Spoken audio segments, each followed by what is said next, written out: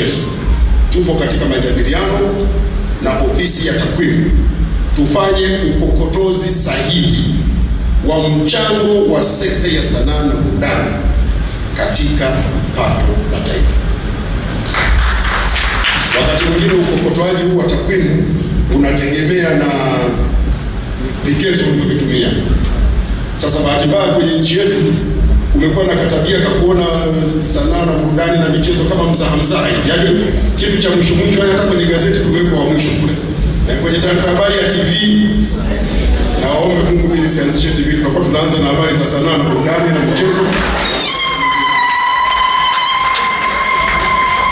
Na Mheshimiwa Rais Samia imechukua hatua madhubuti katika kuimarisha na kuendeleza sekta ya utamaduni na sanaa kwa kuanzisha mfuko wa utamaduni na sanaa ambao lengo lake ni kuwawezesha wasanii kwa kuwapatia rasilimali na nyenzo muhimu za kuinua ubora wa kazi zao, zijiendeshe kibiashara, kutengeneza ajira na kuchangia katika pato la taifa.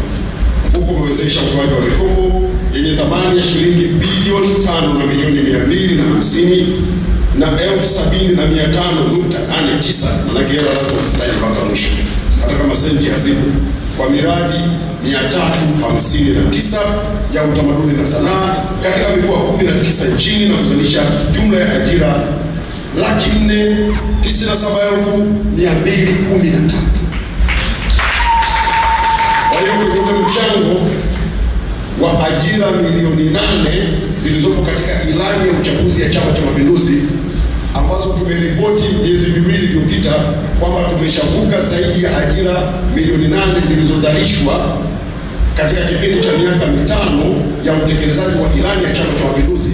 Sisi sekta ya sanaa na burudani tumeshazalisha ajira 497,213.